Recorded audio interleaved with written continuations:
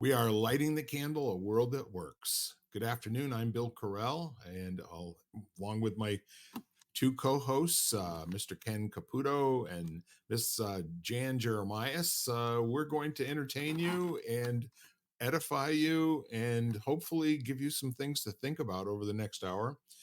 And how I know this is because we don't know what we're going to talk about when we get on every single week. And as being the convener, I get to toss some words out. And if folks want to talk about that, we do. The intention is to get into the domain of empowerment, and what that means is taking a situation that may be a personal experience of not being able to take action when you know you want to, ought to, and it just isn't there for you, to make the choice to be in a position where you are powerful and to be empowered, through your own thought choices. So, in general, I guess that's how it goes. But what we do is pretty much like popcorn. We share some ideas, and then as the ideas blossom and bloom, sometimes it goes a particular direction for a little while and then comes back around again. But it's always fun. And we kind of know if we're getting it done with each other, that there'll be value here for you when you watch this podcast down the road. So, again, if we're getting our job done around here, we're giving each other and ourselves goosies every once in a while. And the word we're going to talk about today, again, I'm tossing out there, for your approval, truth and narrative. And I think we can go a lot of different directions with that. What do you folks say? Yeah. That could be an interesting can of worms to open right there. Right there. I know. Could be delicious. Who knows? Yeah, yeah. Hmm. So while you are pondering that, I will do Lisa's job and get some definitions up here for us. Okay. Yeah, I was just doing that. Cool.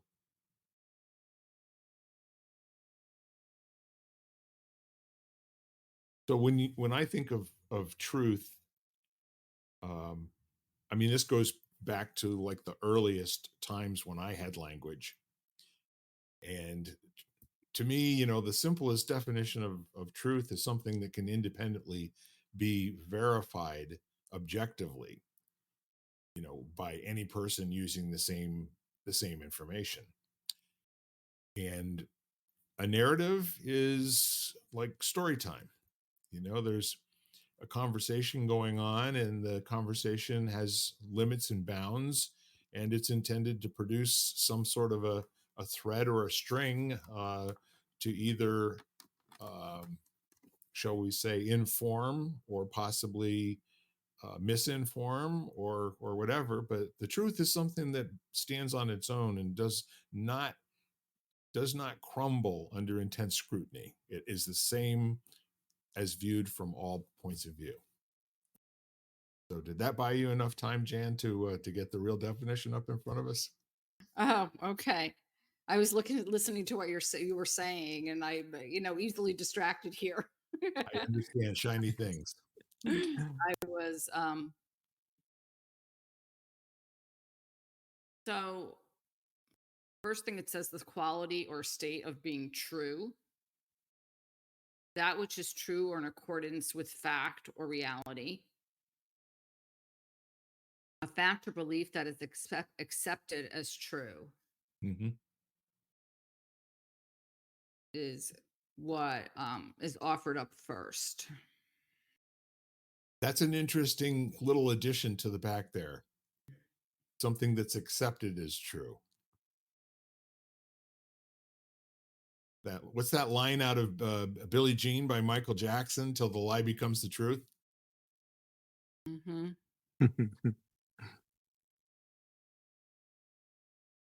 Very interesting. It just brings to mind that somebody was telling me that a lot of the stuff over the last 20 years that was available on the internet has been massaged. And that includes definitions to words in some cases, facts, removing access to some historical data that might have been there in the year 2000 but is no longer searchable. Which the really cool part of that is that with the advent of AI, Google and other search engines are really losing an awful lot of their control of the narrative, if you will. And where certain things have been designed, not just in this country, but worldwide, to go a particular direction. And this is again, another narrative that may or may not have any truth associated with it.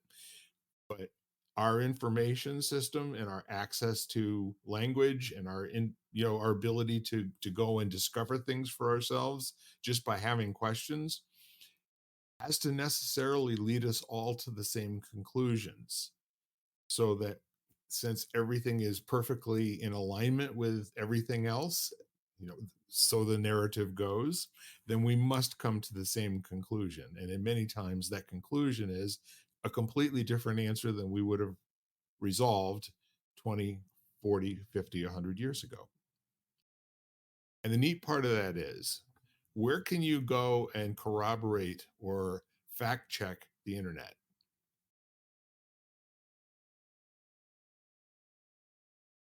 How about printed books? Hmm. That's a really cool thing to do.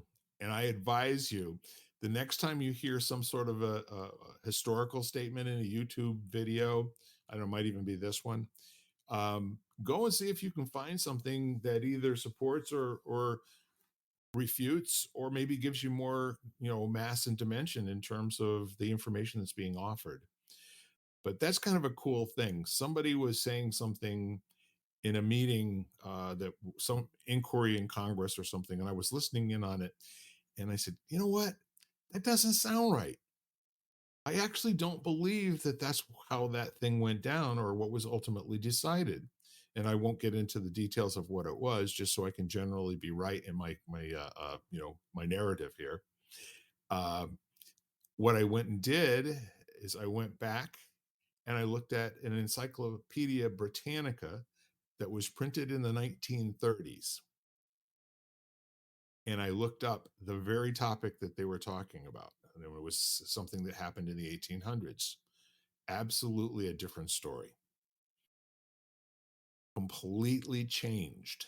However, I did look it up on the internet and I used Google first.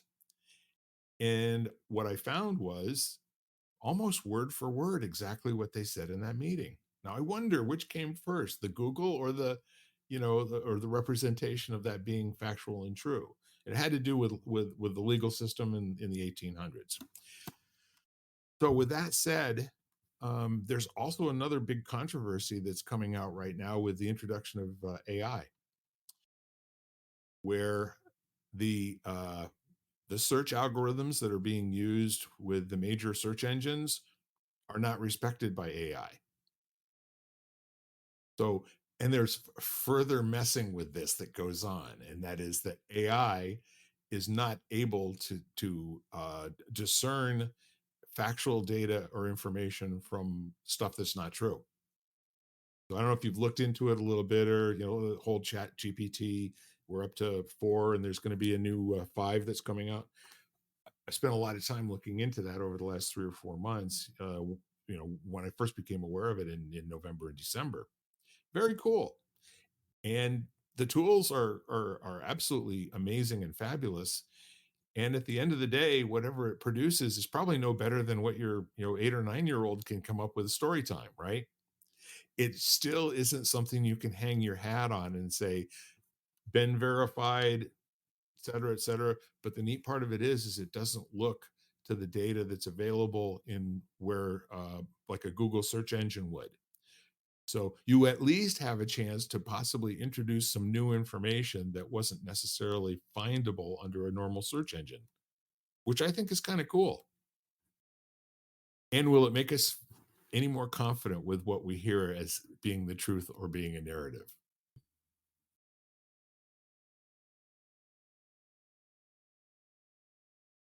Starting to feel like, in and of itself, truth can be overrated. That sounds very Orwellian. Yeah. Well, just from the perspective of, if it's coupled with a narrative, as humans, because of our level of ignorance and confirmation bias and all those kind of things, what we are going to choose to see as truth is going to align with a narrative. So it feels like what's more important is context. And so it's like the focus not being on what the fact is, or what you think the fact is, or what's where the fact came from. It's like, what's the relevance of that? So like, you think empirical truth like gravity, right? And some people right now are so confused by this whole thing. They've decided gravity doesn't exist either. That's made up. So, but for argument's sake, we'll say that that's something that, you know, we'll say that that's an empirical truth that exists. For some people, they leverage that truth and they make something that defies it and flies through the air. You know, other people build something high and create a railing so that you're safe from the effects of it. It's not about, so you can argue all day long or question who who recognized it, how it works, all that kind of stuff. But then you're missing the point of, what is the result that you're trying to produce? Like, how does this serve you? So, and I think that looking at, whether it be politically or anything like that, wherever you see polarization, truth becomes a weapon that they're using to better support and convince people of their narrative, instead of data that we use in a context to create an outcome. Y- you know so, and if you're willing to have the conversation and deal with the repercussions of being clear on the outcome you're looking for, knowing that people may not agree with it, now truth just becomes something that you're using to support that, you know but a lot of times we don't want people to know what our actual outcomes are, because we know they're not going to like it. What's interesting in what I'm hearing, what you're saying, is that the word truth is fungible. Hmm. In as much as you can leave out truth and overemphasize so-called truth, and that's more along the lines of the narrative descriptor, as we were saying before. But there's also this thing that I think is very powerful that you said, where any statement can be a Rorschach test. Hmm. And it's been proven over and over and over again that when people read something, they don't all internalize it and process it with the same meaning. So this can be across different cultural lines. It can be, different nationalities, the so-called exact same words being printed in Latin or French or Italian or English or Hebrew. They don't land the same way. And that person, as you said, the training and confirmation bias and just you know the bandwidth of being able to listen and hear the words with any intensity, uh, to an inarticulate listener, there's a very thin communication there. To an articulate listener who's very schooled in language and linguistics, there are lots of different ways to read every single sentence, all of which can be, not mutually exclusively true, but all be true at the same time. Yeah, and isn't it interesting how, I mean, that why does it matter to the person who's interpreting it? So, and the fact that, like, if you talk to two people and one believes the earth is round and the other believes the earth is flat, they will both tell you that that is true, and there's nothing you're going to say that's going to change them from their central belief that that is true, and they will give you all of the evidence of why that is true, and they'll think the other one is not seeing the truth. You hear all the time right now in social media, wake up, you'll see, if you were awake, you're asleep. But the problem is everybody is asleep and telling each other that they're awake and they need to be awake. you know so so What's the reason that you feel the earth is flat? Why does that need to be true to you? What is, and maybe it's because you lack trust in government. And that's really what it comes down to, is you believe you're being lied to, and that is upsetting to you. And this is the thing that anchors that belief and gives you a sense of control, something you can debate people on, instead of a vague unknown. You know what I'm saying? So it's I think the word, Ken, that when you said controlled, I think it makes people feel secure is the word that comes to Mhm. my mind, because I think people nowadays especially feel very um, vulnerable and very at risk, like they're not quite sure what to believe in, so to speak, and so they need something to kind of grasp onto, Mhm. and that feeling gives them some sort of security. Yeah. And the word true, when truth, when I was thinking to myself, like, I always say, what's true to me? Like, what is my truth, and what is true to me? So I take it much more individual. And maybe because then it not only has to do with, and what's true to me beyond the narrative, beyond what I tell myself to be true, or the story that I tell myself, which is usually colored in some way Mhm. by my experience and by my life happening and whatever. And there's something about what is my truth or what's true to me, which is deeper beyond all the narrative that I've told myself for my whole life. And yet Which, it's all the same thing. right, it is You all the can't same. separate it. Right. Right, right. You're in this soup, and it gives you some comfort to say my truth. Okay, this is Right. relatively a new sentence. There wasn't any my truth when I was 20 years old. There was the truth. Okay, and everybody had pretty damn sure that they knew the truth, right?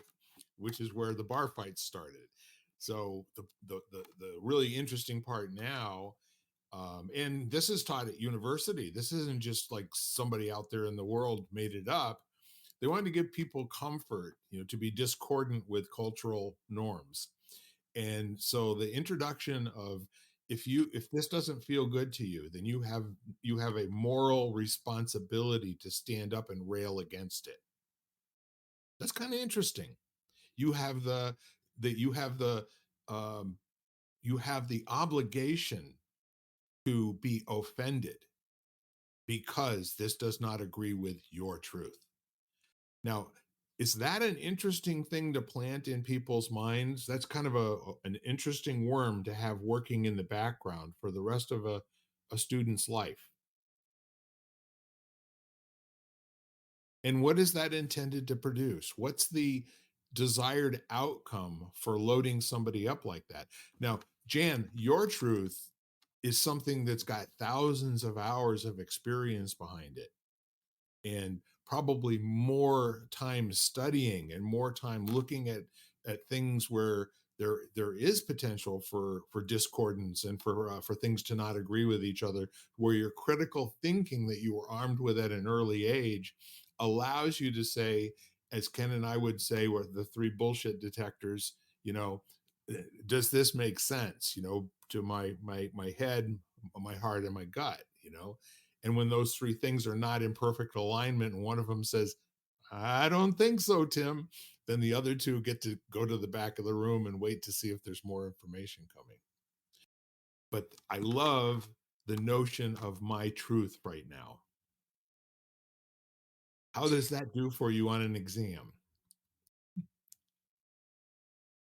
Well, I think that's the other thing that's interesting about this is if you look at, I think sometimes we forget, like if you were to go back to the 50s and where we were kind of in an industrialized age, you needed, like, you went in the factory and you put the widget in the gidget, and you had security, as much as anyone could, in that job and in that role. And it was very, like, it was kind of clearer, just because that was how society was functioning. That was what was allowing us socioeconomically to create some kind of a cohesive thing. And then you shifted into the age of communication, which change the rules. So now those things aren't any less true, but the context has shifted, you know? And like now you're in an age of really, we've left kind of the age of information. We're heading into the age of consciousness, where now people are becoming self aware and they're starting to have very different conversations that weren't really relevant, 70 years ago. So, so again, have whatever truth you want. I think that the interesting thing is if the focus is on awareness of the impact that's having internally and externally, that allows you to make decisions. So, so if people are told in college, rail against injustice, that doesn't mean that they have to do that through their whole life. It means that it was an idea they've been exposed to. And if they've developed self awareness, Yeah, they but can start to question whether that fits for them. yeah, but the narrative that you're espousing is the narrative that says that all people are intellectually capable of having the same notion of my truth that a Jan would, for example. And Oh, yeah.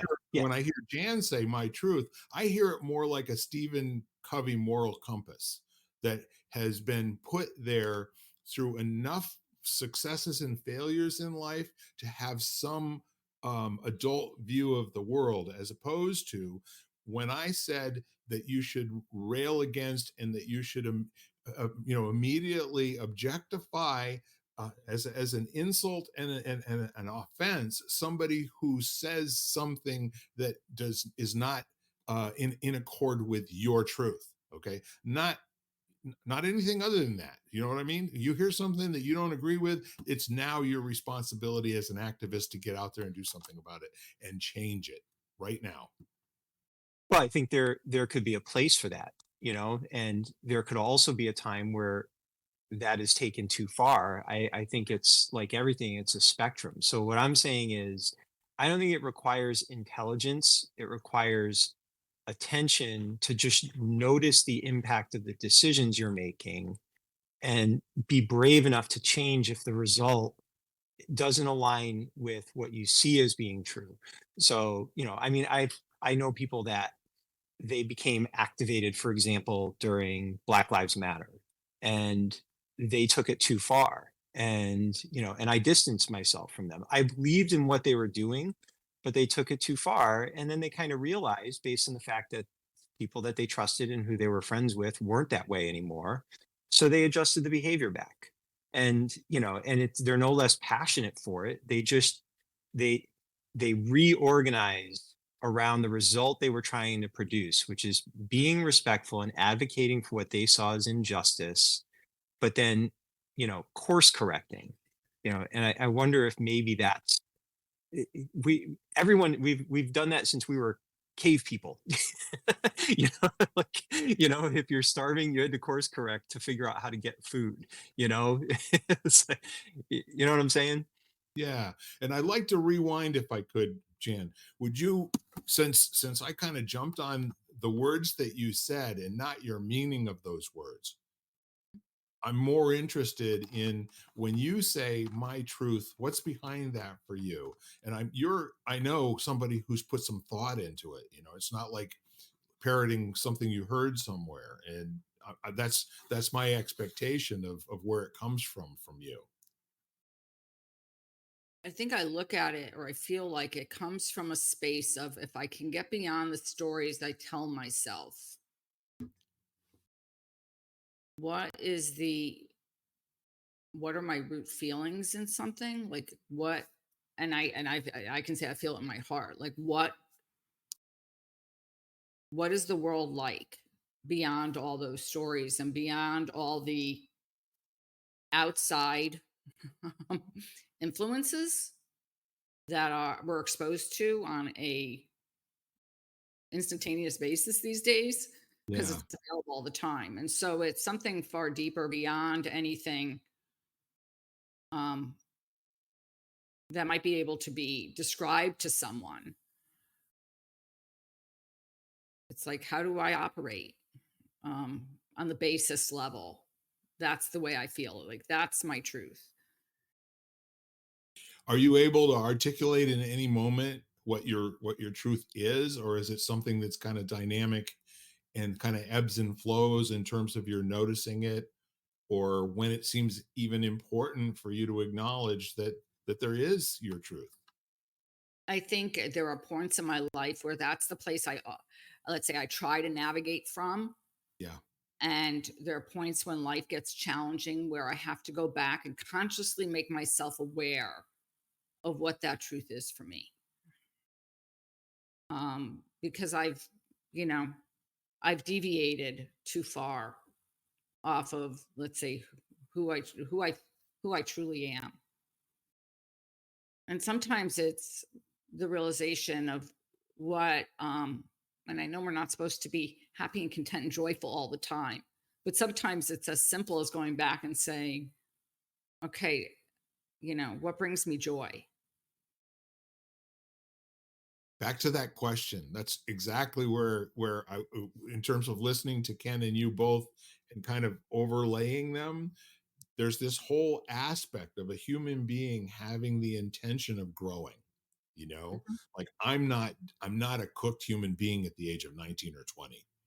There's always this opportunity that if I can install a couple of subroutines, like the inquisitive curiosity, the nature of seeking out wonder in the world, and that openness to being corrected by new information once I've had a chance to verify that it does, at least I can tell if it's on the good or the evil side of the graph here.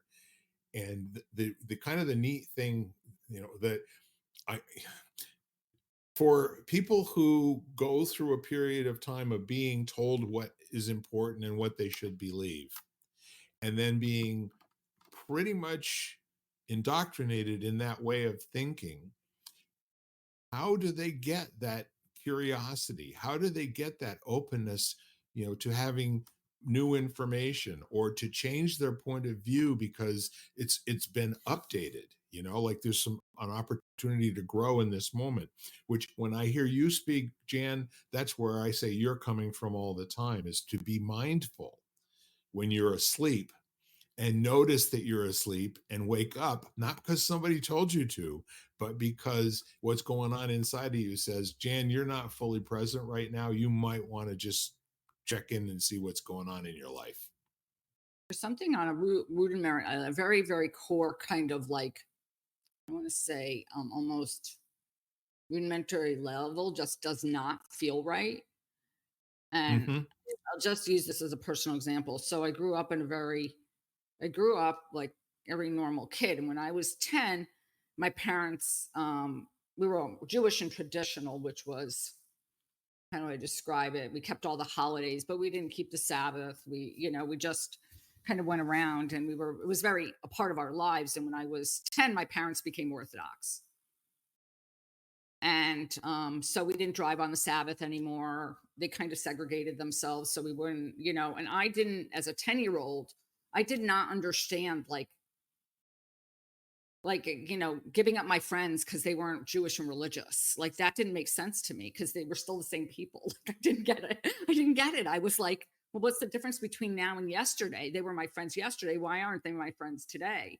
And something on a very, very core level just felt wrong about that.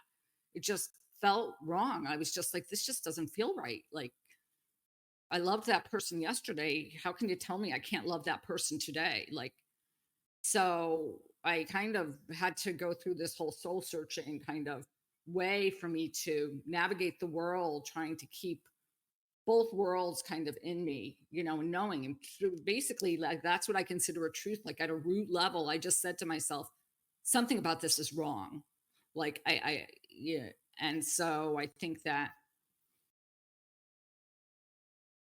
sometimes it's those strong feelings of like, you just tell yourself, like, maybe I can't even describe this to people. Maybe I can't articulate it if somebody were to ask, but something about this just feels totally off.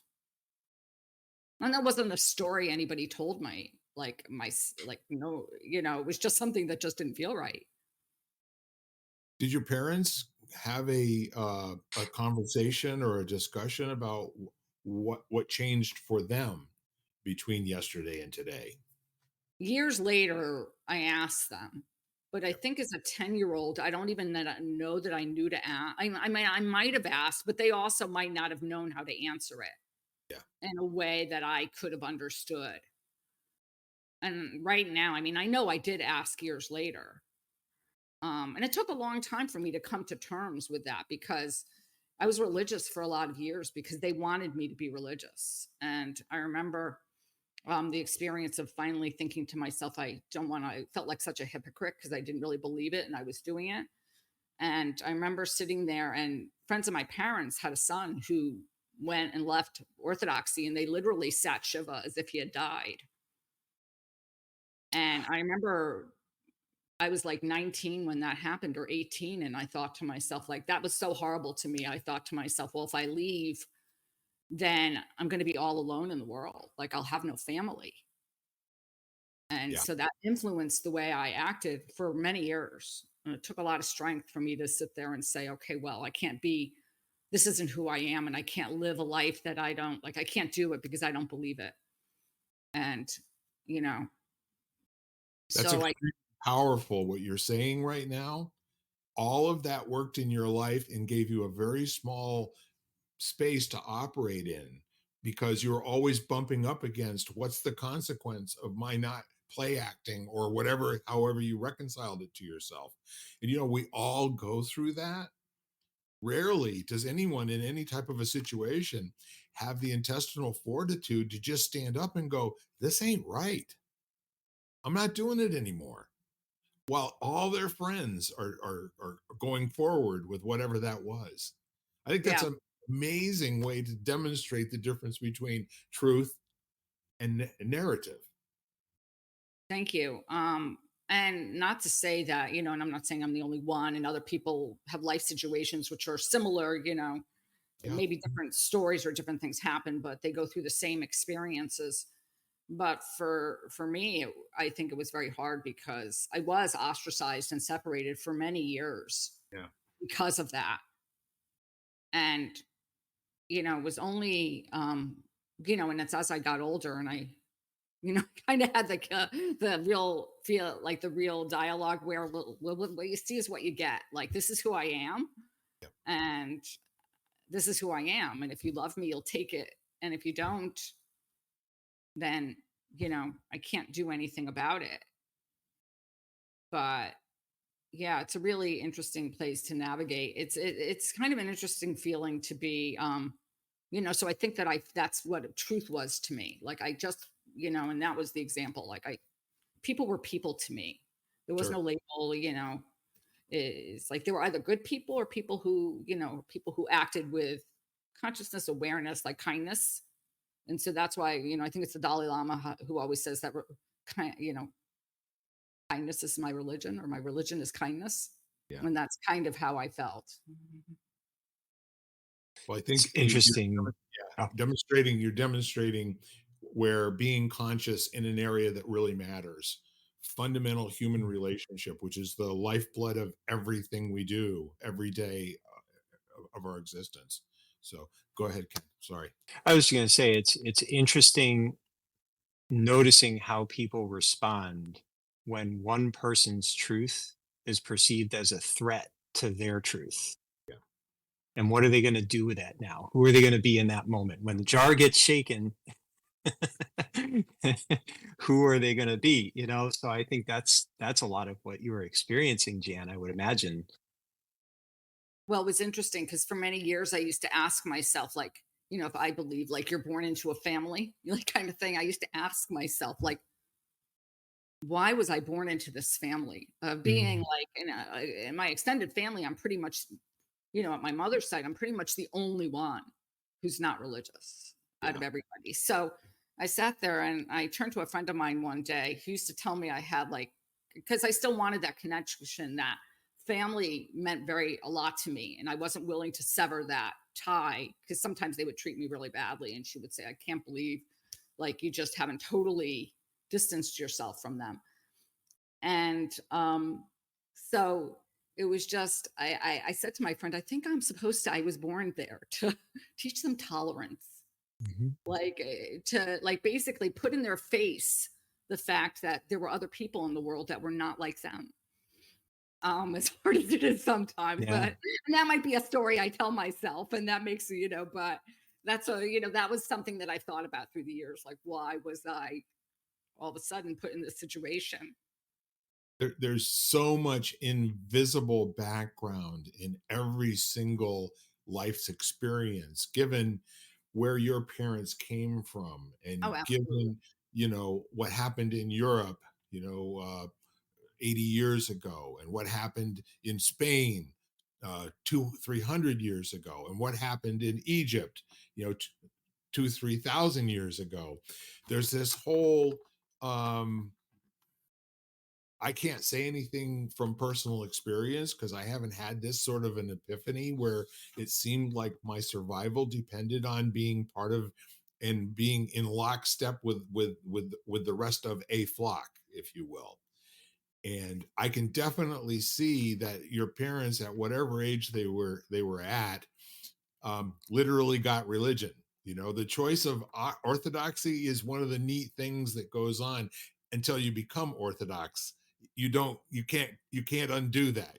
This is how it's going to be from now on, or shunned is a terrible thing. Yeah, it's interesting as I've navigated this whole thing with my father and going down and caring for my parents, and Yeah. um, I think my family looks at me differently because I think they realize that one of the true um, that as I was talking to a friend of mine the other day, and she's a rabbi, and she said to me, "You have to look if you look at the Ten Commandments. What is one of the commandments? I will honor them. My mother and my father." And she said, "I think your family saw that. Maybe I don't do a lot of things, but that tie and that like." I took that, I take that very seriously and very consciously. And so it was just an interesting, I think it's been very interesting for them um, to see someone who's not like them, actually, quote unquote, not like them on a Yeah. deeper level. Laurel, like, thank you for picking up the kitty again. Just- Been a big part of this podcast so far. yes, he They has. need attention today. She has.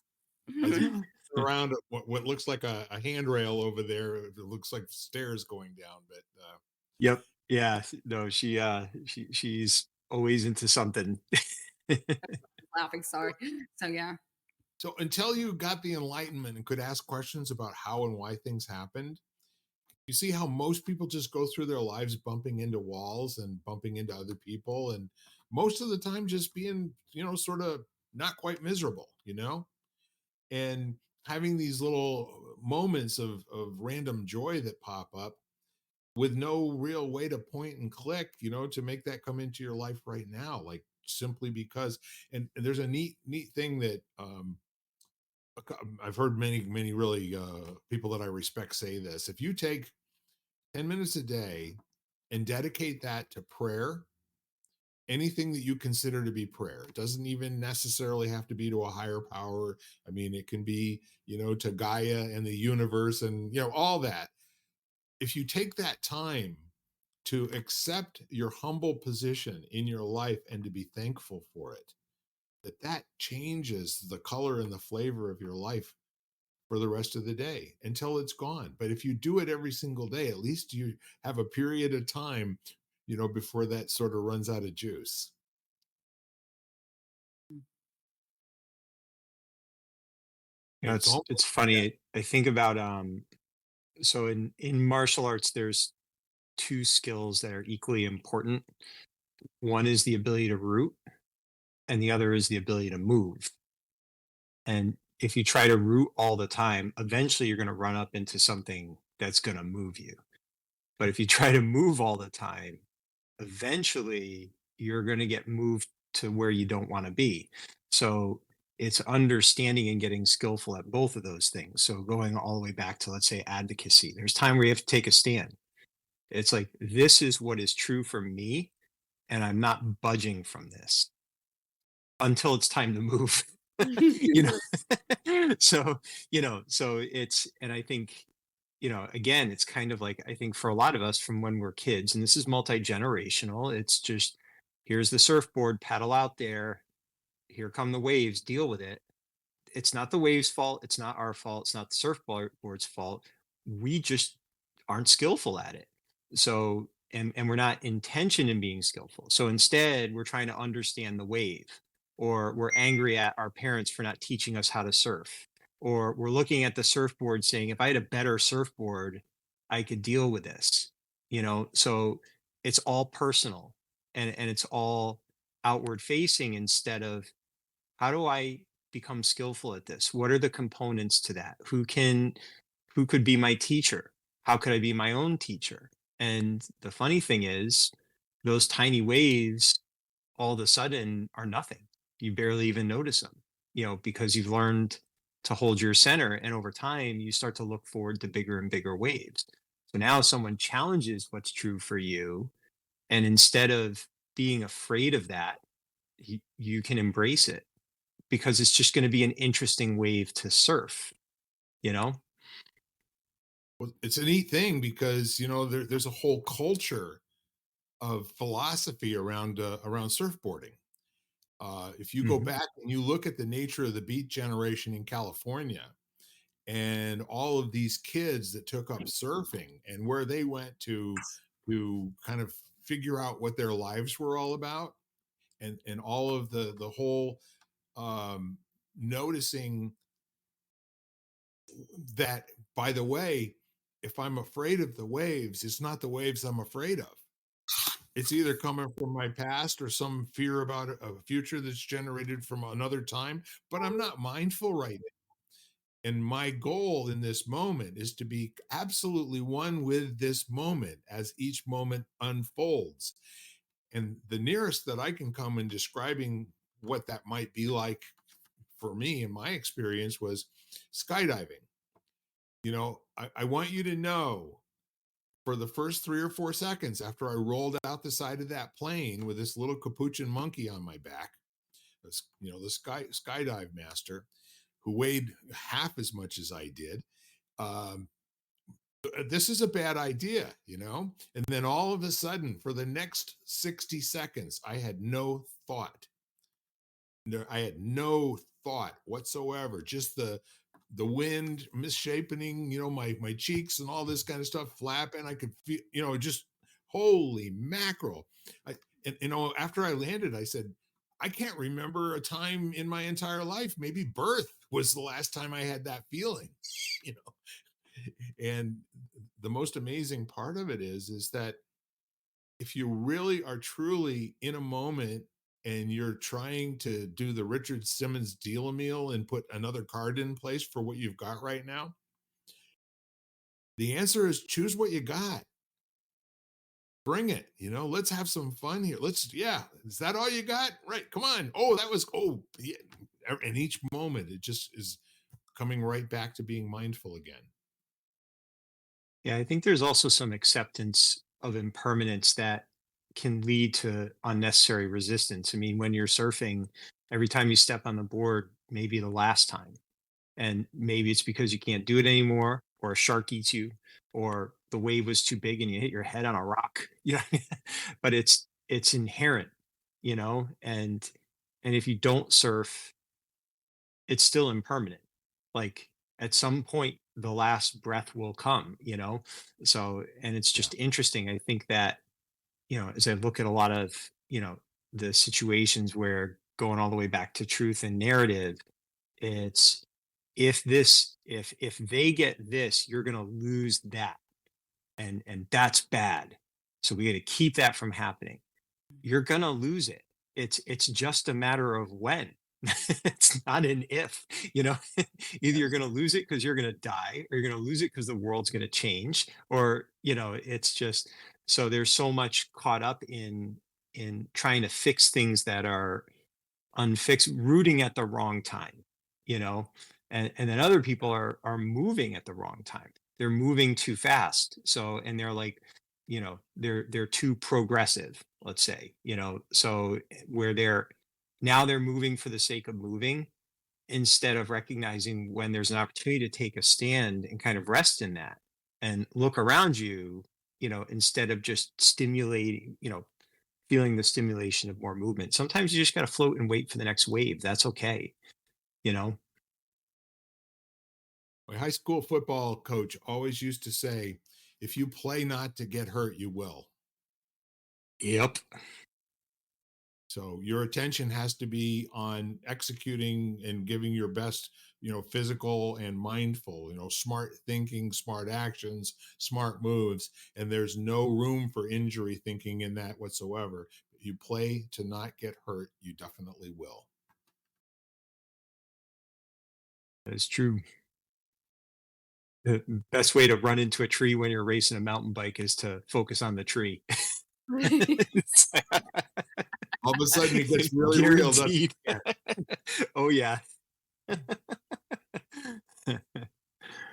Oh, it's so interesting as you're, because I focus, some of the most challenging of yoga poses are the balancing poses where, and how it's such a, like, can you speak to this? It's like such a fine line between thinking about it too much and you think about it so much that you can't balance. Like you think about it, you're trying to do everything you've ever heard about how someone who balances does a good job.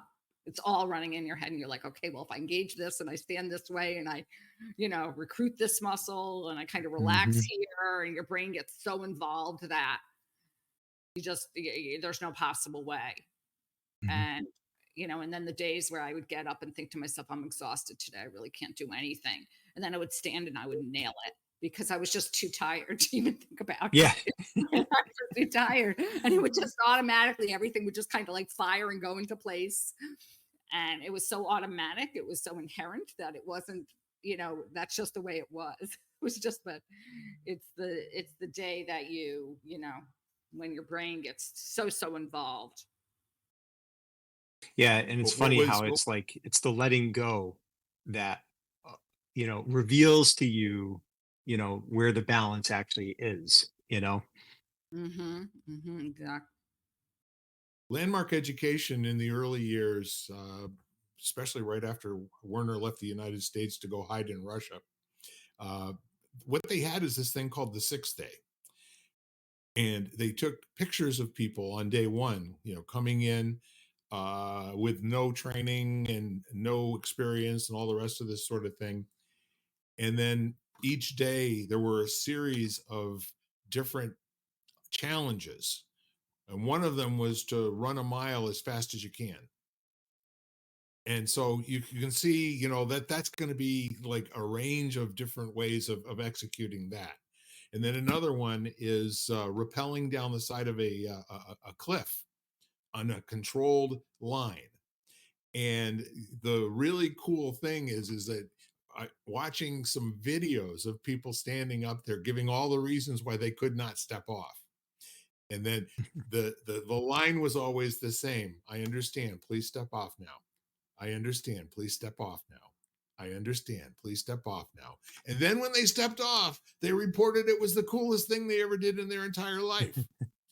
But they were arguing against it like vehemently. I'm going to die if I do this, that sort of thing. And I know we get ourselves into those positions all the time, and we just don't notice that they're just thought distortions that at the moment, or we want to survive the moment without doing the thing. You know what I mean? And there's no way to survive the moment without doing the thing. If the thing is the thing you got to do, you got to just say, okay, I'm stepping off. Here I go. Well, Whee! I think when I think about, let's say my decision to just sort of like leave what I was doing and be true, my truth, was this feeling that if I didn't, I was going to lose myself. That and that was the feeling I had. I remember, if I don't stand up for who I am and what I believe or what's true for me, then I'm lost. Like I've lost myself. And so when Ken was talking about losing, I was thinking, yes, it is inevitable that we lose everything, that we do die. But that was the feeling. And I think of the time I repelled. And so I went mountaineering in the Northern Cascades at one point, Yeah. and we went, we were using picks. I mean, and I was hiking and everything, and we on a glacier, and we hit a thunderstorm on the top of the mountain. And the guide was like, basically, we have to repel off and we have to repel off now. Because if we don't go down now, the likelihood of us getting struck by lightning is quite high. And so I remember there was no choice. It was kind of like when I left. It was like this feeling, okay, if I want to live, I better jump. But you know what? What you said is so perfect. We always have this quantifiable, definable, reportable identity. Like it's more of a weather report than anything else. And you absolutely do have to die to grow. You have to be, you have to let your self of this moment be gone to be the self you are in the next moment, having accomplished something. And one of my favorite books is a book called Broken Open by Elizabeth Lesser. Yep. And at one point she calls, and I think she's quoting somebody, but she talks about what she calls the Phoenix process, is the fact that, Phoenix basically burns up so that it can be reborn. Yep. And that feeling of, Yeah, there's a whole technology of breaking one's self up, and in terms of being a full court active liver, like somebody whose life is always about exploration and finding that next unexplored moment that is worth getting out of bed for and becoming excited about every single day. The notion of having this firm self that you went to sleep with last night be absolutely destroyed and replaced with the new self, and in many cases that just becomes like the highest high that anybody can have. And I've had several people that have gotten into big time trouble, especially rollerblading and stuff like that. Like there's some new thing they got to do today, and at some point, it either gets them in the hospital or they decide that was too scary for me, I'm going to put some back, and the skates are going in the closet for a week or so.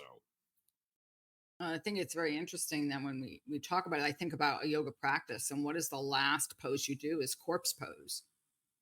Is because the whole idea that when you get up afterwards and you like that first pushing of the hands into the ground when you go to sit up again, is that whole idea of you being reborn again.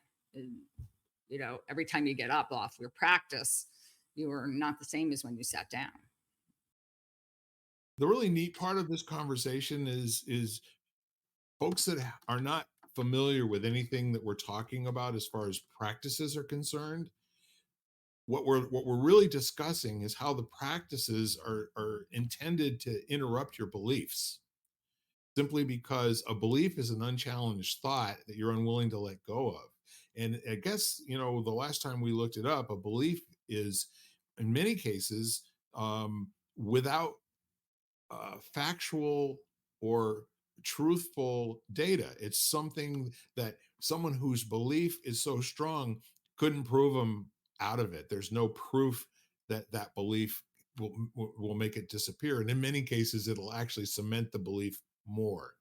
So people who are interested in breaking up their belief system on a daily basis to get more out of living, as opposed to more suffering or more, thinking about whatever it is that's not working in their life and that sort of thing. This is that whole bring me back to being that inquisitive child and allow me the joy and the wonder of experiencing something newly for the first time every time I choose. Not everybody's So up for that game. yeah, it's kind of funny. I've been playing with this little theory lately that I don't think I've really talked about this out loud, but I'll share it with you guys. So it's an emotion to skepticism ratio. Oh, so basically, when when what's coming at you evokes strong emotion for a reason that's outside of yourself, and it's on both sides, so intense joy or intense fear or anger, the level of skepticism that I approach that with, like the amount of critical I look at it, is based on the degree of emotion that they're attempting to provoke. So, so if like you see this in supplements, you will die if you don't have this nutrient, and here's how we've learned to package it and sell it so that you don't die. I have a lot of skepticism about that, but if it's Peter T on his podcast, and he's saying, hey, there's some new research, some peer-reviewed research about this nutrient, and this has happened in mice. I don't know. I'm testing some things. They're just having an exploratory conversation where they're not triggering you into some hope or fear that's disproportionate. Yeah. Now I'm curious, like I'll listen more openly than I will if they're just pushing a lot of emotion. So, so I've been listening to politicians this way, and it's really interesting. There are some that have kind of a reasoned, measured way of explaining their position, and there's others who are attacking, they're insulting, they're rage farming, all of that kind of stuff. And it's interesting, the more when you apply skepticism to them, you find that there's a lot of holes, there's a lot of things that are missing, that they're trying to use a little bit of kernel of truth to pull you into alignment, whereas there's less holes to see if they're not evoking as strong of an emotion, because they're just being reasonable. They're actually trying to give you their informed perspective, and they're open to contrary perspectives without attacking. So it's been an interesting lens to kind of look through situationally. And I love that, Ken, because I think I look at a lot of traditional medicine with that eye of them trying to scare me into doing something. Mhm. And not to say that I'm going to go and, if they tell me I have some sort of severe illness and I should take a medication, I'm not. But I think that for a lot of things, I kind of step back and I'm like really very skeptical about the information I get and what they're trying to share. And based on, some of it is based on data, which I don't think is applicable or is too global. It's like, to me, when they always give the ranges, it's like normal men, like, a normal women. And I'm like, what is that normal? Yeah. What are they comparing you to? Like, what is that age range and where do you fall in that? And all that kind of stuff. I really start to like, I don't want to be told, like, I don't want to, just that kind of puts my guard up. I think I start to go, okay, like, what is exactly going on here? And it's much Well, I more hear, like I'm curious, out of curiosity. Like, it's really yeah, interesting, yeah.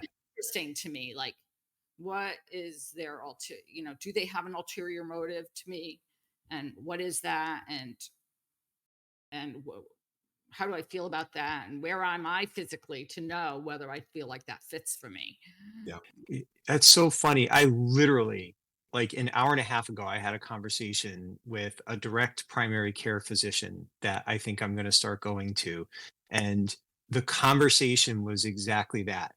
It was he's not too far. He said there is a place for holistic homeopathic. There's also, you don't want to disqualify, traditional Western practices either. They may be necessary.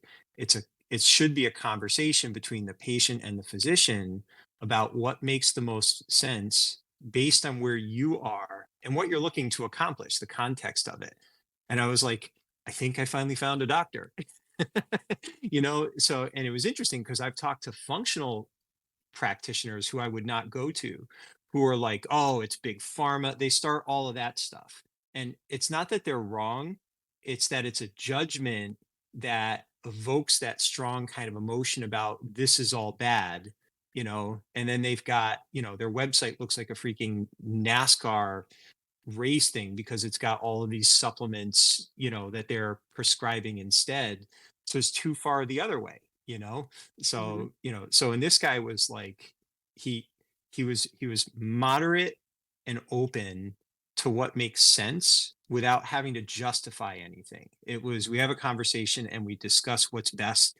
And, and it's funny, like within the conversation, within 10 minutes, there were 3 books that I mentioned that he wrote down. He's like, I want to research a little bit more about that. That's kind of interesting. I've got several patients I think would like this information. So he's not the know all be all. He was curious and open to conversation. And I think it's going to be a very, very fulfilling relationship for both of us. So, but it's exactly what you're talking about. It's like that's to me the real lane. That's what we need to find more of. You know. We just got a new doctor. Our doctor of 30 some odd years retired 2 months ago, and so we've got this wonderful woman from Argentina, and the same kind of low key, with what you're describing. We could look into this or this, and have you considered a diet change? Have you considered, maybe some exercise here, with being able to stretch things out, or offering all sorts of things that are not coming from big pharma, and all at the same time being they're all ists these days, right? And they all work for a living, and they don't have to pay their own malpractice insurance any longer because no one can afford that. But the neat part of it is that she's got a very interesting way of being that's quite different than our experience of doctors, older doctors, especially down in Florida, which is, tell me, where it hurts. Oh, you've got this, and we're going to put you immediately, with a prescription for that, and that didn't work after 6 days. Oh, well, no, then you must have this, and so you play that game for about 2 or 3 months, and you're still not any better, but suddenly you're over it, right? Mhm. As opposed to somebody who takes the time to sit and ask a more fundamental question. Don't tell me where it hurts. Tell me what you did for it to hurt. That sort of a thing. So Yeah, I think that one of my key things when I did switch doctors, and part of that was when I moved, was finally to go to somebody who believed that nutrition mattered. Mhm. Yeah. And because I'd been in, the more traditional world for a long time, and nutrition plays so little, at least when I was working and in the field directly, nutrition played very little role in health as far as they were concerned. And Yeah. not believing that at all, like not understanding that, like how could that be? And feeling it, like knowing it in myself, and then just saying, well, this just does, like, that's one of the things where you sit there and you really start to look at it for yourself, and you're like, this just doesn't feel right. Like how that just does not make sense. Mhm. yeah, Yeah. And realizing that, as far as you're concerned, Ken and Bill, is finding those doctors or people that you can that you feel as you can have a relationship with, who will be an advocate, let's say, for we you. like their narrative, in other words. Yeah. It all comes down to, this has been missing from my life for a while, and it's an amazing experience to speak with somebody who's in the medical uh, business, who's not interested in just kind of slapping you on the rear end and getting you on the road with a prescription. Well, and sometimes it takes being open to, now we're back to, are you willing to let your truth be changed? So, like, the whole idea behind direct primary care, this is a subscription service. Your insurance does not cover it. Mhm. So it's not that you don't, you should probably have insurance for catastrophic things, but there's no copays or anything like that. You pay a monthly fee. And Mhm. then if you need tests and stuff, you have to decide, there's going to be an out of pocket cost for that, Yeah. but generally speaking, it's significantly lower because you're not going through the insurance, which jacks everything up, because they got shareholders to satisfy. So, you know, but it's a very different model, and it's a different way of it's easier for someone like me who basically, because I've been self-employed my whole life, the amount of insurance that I have, if I ever really, really get sick, I'm going to be bankrupt anyway, because there's just our healthcare model is so screwed up. I don't have 2 grand a month to pay for healthcare coverage that would actually cover it. So my Right. deductible is like 12 grand a year. It's, it's like, I'm so there. I'm there with you, Ken. You know? yeah, I mean, it's so broken and, so, Well, I think but, that's been my impetus, is to take as good care of myself as possible. Is that me I don't too. want, I don't want to have any, I don't want to have anything. God, I just, want to keep myself as healthy as possible. So I never really need to Yep. utilize that. Yeah. Yeah. Yeah. But having an advocate that, I'm just subscribing to, basically, that, you can go in and visit and they help keep you healthy Mhm. from that medical perspective. To me, that makes a ton of sense. Mhm. Now you have someone that you can actually talk to, instead of the only time you ever see him is when you think something might be wrong, and they're just going to remedy that and punt you back out the door.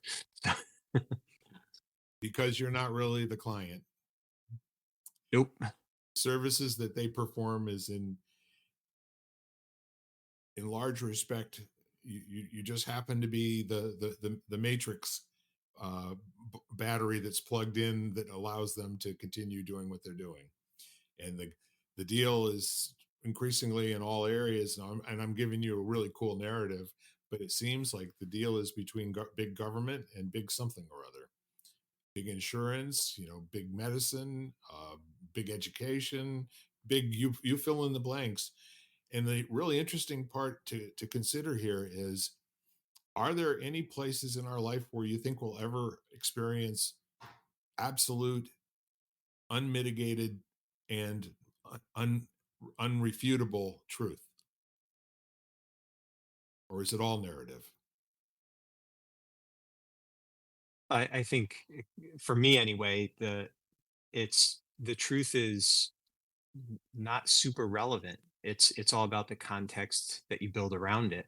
So, I mean, you can use it just kind of to help you navigate, but in the end, it's kind of like the truth of how a car operates doesn't really matter if you get to take your kid to little league practice. That's what actually matters. The truth of the car is relevant than the functionality of it working. The only time you really notice the truth is when it breaks. now, That's right. now you need to know some things or get someone to fix it for you, Yes, absolutely. That's, I think, a really good point to kind of wrap things up for today. It's been another amazing conversation. And I don't even know how we do it, but we take a word or two, and from nothing, we have this tremendous conversation. And I think it's based in respect and love. And I think that that's not a bad place to play or operate. And before I give my final uh, in my final parting words to our listeners, do either of you have something else that you'd like to wrap up with?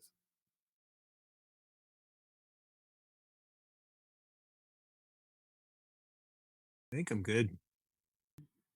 Yeah, I'm I good think too. I think you are too.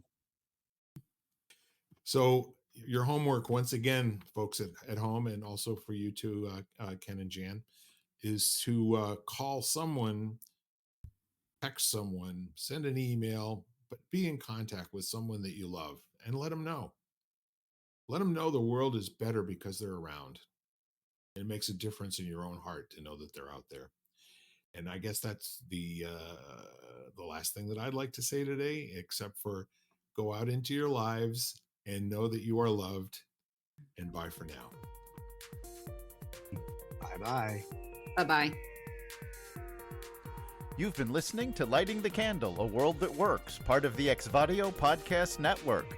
You can catch us each week, as well as the rest of the network, at exvadio.com/podcasts, as well as the Apple Podcasts app, Google Podcasts, Spotify, iHeartRadio, Stitcher, Audible, Amazon Music, and wherever you find podcasts.